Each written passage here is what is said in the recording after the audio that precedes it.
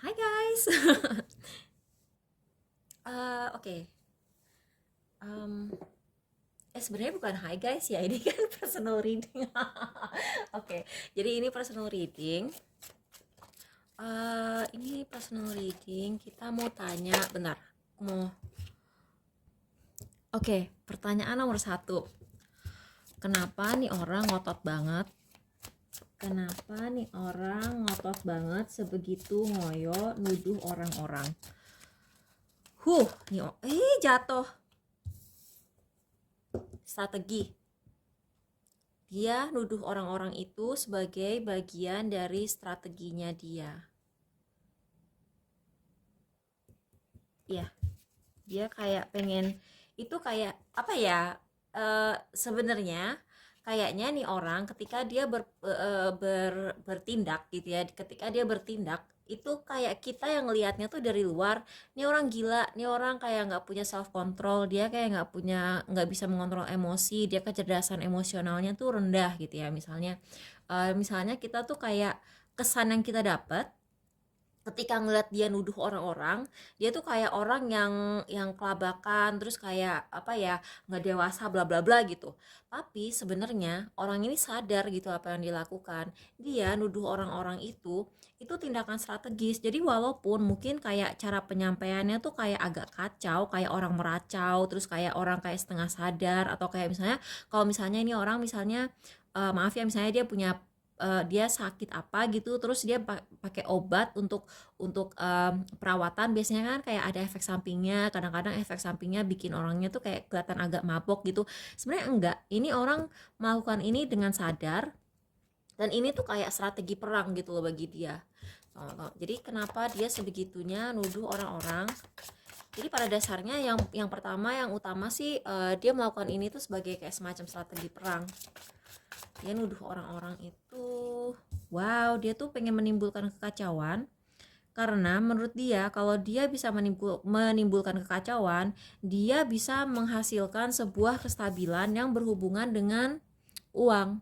Jadi kalau dia bisa menimbulkan kekacauan dengan strategi dia nuduh-nuduh orang, jadi nuduh-nuduh ini bukan cuman, kan ada tuh ya orang tuh misalnya dia panik gitu ya, dia panik terus dia kayak meracau, nuduh-nuduh orang gitu, kan ada kan tipenya. Tapi ini nggak seperti itu, orang ini dia nuduh itu dengan apa ya, dengan sadar gitu, dengan sadar, oh gue mau ngomong ini karena kalau gue ngomong ini gue bisa menimbulkan rasa panik di lingkungan kantor misalnya, gue bisa menghancurkan sesuatu untuk dibangun kembali, dan yang dibangun kembali itu lebih baik buat masa depan gue gitu.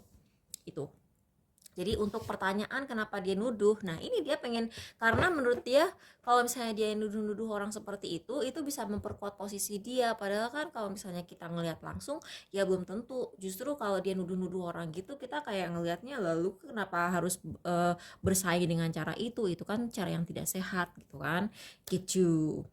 Itu alasan kenapa dia nuduh-nuduh orang. Pertanyaan kedua, ada indikasi mau ngejatuhin lu atau enggak? Oke, ada indikasi dia mau ngejatuhin lu apa enggak?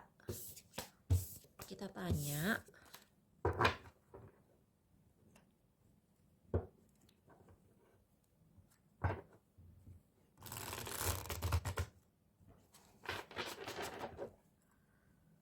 Ada indikasi dia mau ngejatuhin lu atau enggak secara spesifik?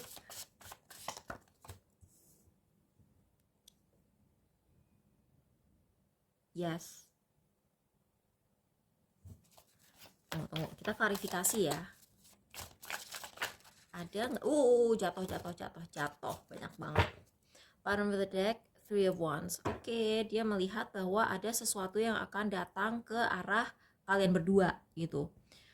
Bisa sama-sama, hal yang akan datang ke arah kalian berdua, either sama-sama baik buat lu sama dia, atau bisa baik buat lu, buruk buat dia, atau bisa baik buat dia, buruk buat lu gitu. Itu kan nggak jelas. Tapi yang jelas dia pengen menghentikan sesuatu. Dia pengen menghentikan sesuatu. Dia ngepoin lu banget. Oh, ini dua kartu anak kecil. Ini dua kartu anak kecil. Ini dua kartu anak kecil dan sepertinya dia itu melihat bahwa satu, lo tuh populer, lo tuh disayang. Jadi kayak ada secara emosional hubungan lo sama orang-orang di kantor lo itu baik dan dia melihat itu. Dua, dia ngelihat lo cerdas.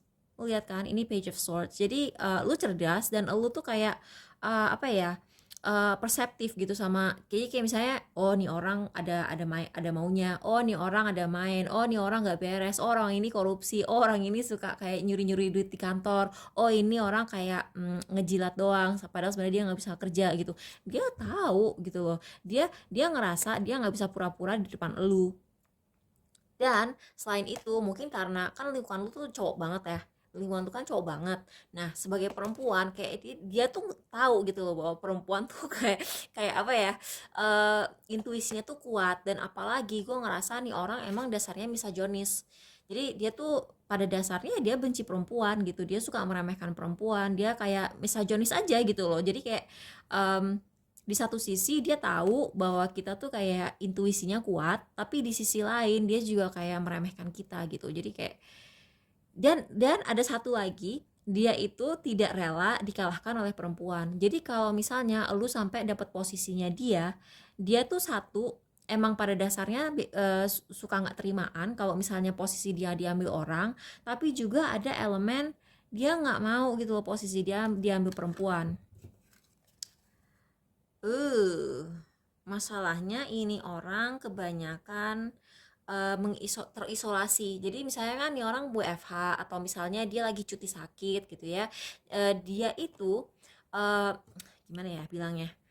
Jadi ketika orang terisolasi, dia tuh kan terjebak dengan pikirannya sendiri. Jadi kayak nggak ada orang-orang luar yang bisa kayak ngasih dia reality check kenyataan di luar nggak gitu. Jadi gini, misalnya gue benci orang nih ya, misalnya gue benci orang gitu. Terus gue tuh kayak WFH terus, gue jarang ketemu orang itu. Makin gue sendirian, makin kayak gue tuh sendirian dengan pikiran gue. Terus gue sendirian dengan pikiran gue itu ngebuat perasaan parno dan takut dan benci sama orang tersebut makin kuat. Nah orang ini selama dia WFH atau mungkin cuti sakit gitu, dia tuh sering kepikiran orang-orang yang selama ini dianggap saingan gitu. Sebenarnya kalau misalnya dia lagi nggak WFH atau lagi nggak cuti sakit gitu ya, misalnya seandainya dia masuk-masuk aja seperti biasa, dia ketemu hubungannya nggak akan sehancur ini gitu loh. Karena dia bisa ketemu orang, terus dia bisa hahihi, terus kayak pernah pernah nggak sih kayak pernah nggak sih lu kayak misalnya lu benci orang gitu ya, tapi begitu begitu ketemu sama dia lu pernah gak sih? Pernah nggak? Jadi kayak lu tuh kalau misalnya lagi sendirian, sialan tuh orang pernah ngelakuin ini terus kayak lu tuh ngomel-ngomel dalam hati lu sendiri gitu. Tapi giliran lu ketemu sama orang itu langsung, lu hahi lagi. Bukannya lu fake ya, ini bukan masalah lu palsu nggak palsu gitu, tapi kadang-kadang kalau kita lagi jauh dari orang gitu ya, kita lagi jauh dari orang, kita tuh kayak sendirian dengan pikiran kita, perasaan kita tuh makin hancur dan kita tuh cuma dengerin diri kita sendiri gitu. Tapi kalau udah ketemu orangnya baik-baikin kita luluh lagi gitu. Jadi orang ini tuh kayak tipenya kayak gitu. Nah jadi selama dia WFH itu nggak bisa ngomong, WFH cuti sakit, dia tuh makin makin gahar. Kalau sebelumnya dia kompetitif, dia lebih lebih kompetitif lagi sekarang karena dia tuh kayak sendirian dengan pikirannya, terus kayak rasa parnonya tuh membesar membesar membesar gitu karena dia tuh kayak nggak ada balance ketemu sama orang gitu. Jadi kalau saran gua ya, kalau mau ngobatin nih orang, lo sering-sering aja ketemuan langsung sama orangnya gitu, ajak-ajakin orang kantornya ngejenguk dia gitu. Ih beneran loh, beneran nih orang bener-bener pengen jatuhin lu, parah sih. Anjir, woi woi woi, ini udah no comment lah. Ntar ya, gue baca pertanyaan yang berikutnya. Ehm,